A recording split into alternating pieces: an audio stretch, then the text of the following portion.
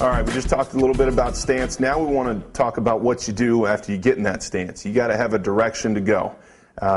First thing I want to talk about is your run footwork. And you want to break it down to, like we did on stance, you want to break it down to each specific step that you're going to take to perform that block. You want to coach guys in a progression. You don't want to just say, hey, move that guy across from you, move him 5 yards. Well, if you got bigger and stronger players, you're a great coach. But if you have equal or lesser players, they better be great technicians. And so you want to break it down and teach in a progression every time you talk about steps. And so here when we talk about offensive line steps, we already talked about stance and your footwork. If this is your inside foot and that's your outside foot, football's inside here. You want to talk about all the different steps your guys are going to have to take in a run progression. The first step, or the first block we talk about here, is a drive block. And that is one-on-one. I'm the offensive man, he's the defensive man. I want to take him off the ball. This is a play that's going to run right behind you. There's no cutback or misdirection or anything like that, where I am going to drive block that man right off the line of scrimmage. Usually we talk about, in your stagger, stepping with your outside foot. You're already in a stagger. It's going to be hard to step with your inside foot straight ahead. You're going to get overextended.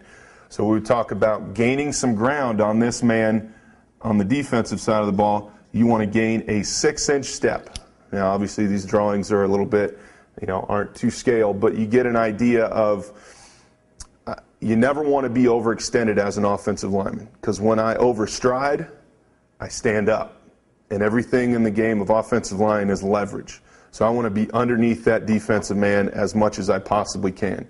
So if I'm going to take a drive step or drive block this defensive man across from me, I'm going to step with my right or my outside foot here if I'm a right guard or right tackle. So if I'm going to step with my right foot, I'm going to squeeze all my toes in my inside foot, my left foot right now. And that's just kind of a trick to the trade where you talk about not having any wasted movement. I'm going to step straight ahead. If I were to tell him to just go ahead and step with your right foot, a lot of people would take a gather step with their left and then step with their right. But I'm wasting time. And as I waste time, he's moving.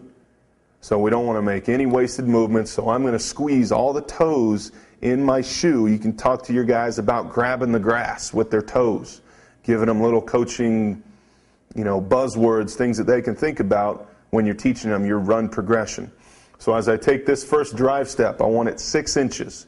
I don't want to overstride it because that'll make sure I get defeated because I'm standing straight up. So I want to be low, strike through the man, take a good 6-inch step to gain ground on the defender.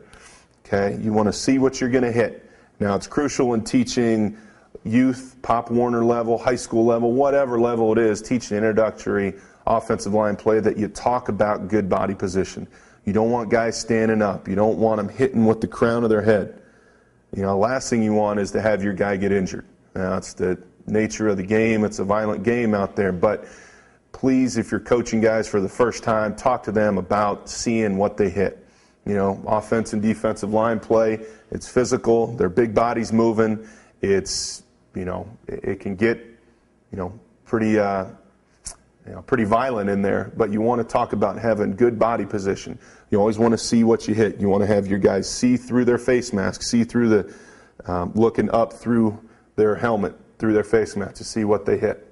So please stress that enough to your guys about being safe in contact.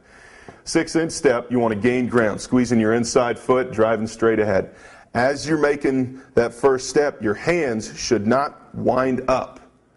You want to have your hands, so if my right hand is on the ground, I want to take my hands, bang, and go straight to the defender, okay, on your drive block, on your drive progression.